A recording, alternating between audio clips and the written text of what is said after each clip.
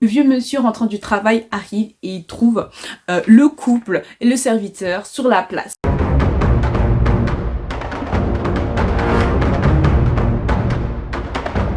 Et là, le vieux, il pose des questions au Lévi. Il lui demande, mais où tu vas, d'où tu viens, qu'est-ce que tu fais là avec ta femme? Lévi lui répond, oui, je viens de Bethléem, je vais à Ephraïm, je suis avec ma femme, mes serviteurs, j'ai tout ce qu'il faut, j'ai mes richesses, j'ai du foin, j'ai de la nourriture, etc.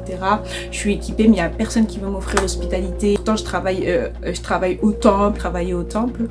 Ça te donnait le droit à l'hospitalité parce qu'à l'époque ça se passait comme ça. Tu te rends compte qu'en fait c'est un homme de sa tribu parce que le vieux monsieur vient également de la montagne d'Ephraïm, mais il est installé pour le travail à Gibéa.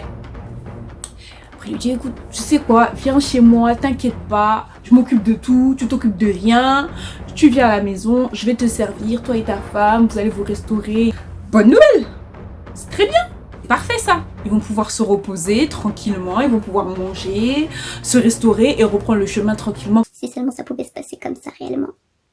Donc le vieux monsieur l'accueille chez lui, ils sont tranquilles, ils mangent, il lui présente, il a une jeune fille vierge, etc. Ils mangent, c'est tranquille, ils chill, etc. Et tout à coup, brusquement, soudainement, PAM. Qu'est-ce qui se passe? La Bible dit, c'est pas moi, hein. Moi j'ai rien dit, j'ai rien fait. La Bible dit, une bande de vauriens.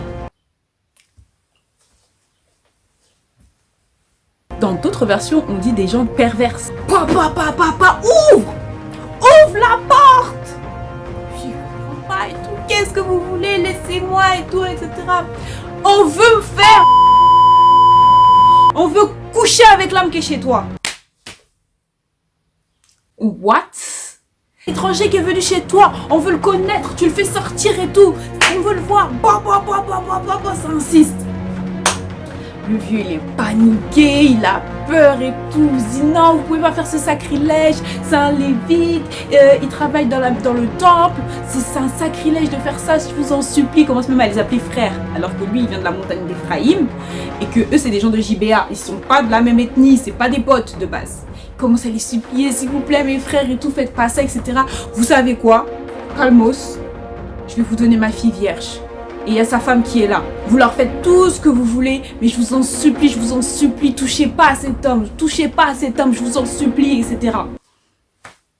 Je dis, waouh, t'es prêt à donner ta fille vierge, pour un inconnu que tu viens de croiser à 5 minutes. Et là, le mis à part de l'Éternel, au lieu de prier, de faire quelque chose, de demander l'intervention de Yahweh, non, le mec, il prend sa femme et il la donne à la bande de vauriens. Il ouvre la porte, il donne sa femme, il referme. Lui, il reste à l'abri, au chaud. Elle était partie de chez toi. On ne sait pas pourquoi déjà. Elle est partie de chez toi. Elle était bien chez son papa. Toi, t'es venu la chercher 4 mois après pour appeler la donner dans la... des vauriens. Dommages collatéraux. Ceci étant, c'est la parole de Dieu. Il y a un enseignement dans toute chose. Maintenant, les hommes, ils prennent la femme. Toute la nuit, il la maltraite, il la viole, il passe sur elle à plusieurs et je te passe les détails. Mais toute la nuit, elle a pris cher. La pauvre, elle a pris cher. Elle a été violée par ces pervers, par cette bande de vauriens. Ils étaient à plusieurs sur elle la nuit comme ça. Elle a été abandonnée par son mari. Elle a été abandonnée. La Bible nous dit qu'au petit matin, ils l'ont lâchée. Qu'elle s'est traînée jusqu'à devant le vieillard qui a accueilli son mari. Et au petit matin, elle s'est assoupie, elle s'est affachie, elle est tombée devant la porte. Quand on dit petit matin là, c'est 3-4 heures du matin. Hein. La Bible nous dit qu'au matin venu, le Lévite, il ouvre la porte, il voit sa femme. Au matin venu, quand on dit le matin, c'est genre, je sais pas, 8h, 9h. Hein. Il ouvre la porte pour partir. De base, il allait partir. Et là, il voit sa femme. Tu l'as pas cherchée toute la nuit? Tu t'es pas inquiété? T'as pas regardé à travers la fenêtre pour savoir où elle était? Comment... Non, toi, non. Non, toi. Et il ose dire quoi? Lève-toi, on y va. Elle est par terre, elle est avachie, elle vient d'être violée toute la nuit. Il lui dit, lève-toi, on y va. Bien évidemment, la femme ne répond pas, parce que la femme est évanouie, elle est morte réellement. Enfin, il voit qu'elle répond pas, il la prend sur l'âne, bah, et il prend la route et il retourne vers les montagnes d'Éphraïm. Quand on vous dit d'écouter les beaux-pères là, papa t'avait dit de rester, de pas aller dans la nuit, d'aller le jour. Toi tu voulais pas. Il arrive chez lui, il arrive à Éphraïm, il découpe sa femme en 12 morceaux. Il découpe chaque membre. Je vais vous lire le verset exact. Moi j'aime bien lire le verset. Je vais vous lire le verset exact. Arrivé dans sa maison, il saisit un couteau, prit le corps de la femme et le découpa membre par membre. C'est la version semaine. Elle distribue à chaque tribu d'Israël pour montrer le massacre qui a eu lieu, pour montrer l'atrocité qu'il y a eu.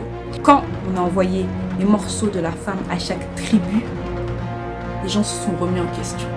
On n'a jamais vu une telle atrocité. Tu vois ce que ça fait quand il n'y a pas de roi, quand il n'y a pas de règles, quand chacun est soumis à sa propre volonté.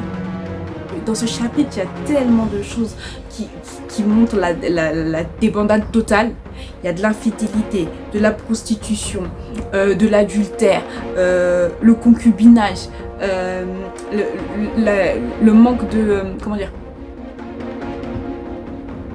le non-respect des anciens, que ce soit pour le beau-père, que ce soit pour le vieillard, le viol, l'impudicité, les calomnies des hommes qui veulent coucher avec un homme. Et je pense que cette histoire est vraiment un avertissement du Seigneur, comme je l'ai dit dans le début, pour peindre comment un peuple peut être sans roi. Quand il est sans roi, quand il est sans autorité, quand il est perdu, livré à lui-même.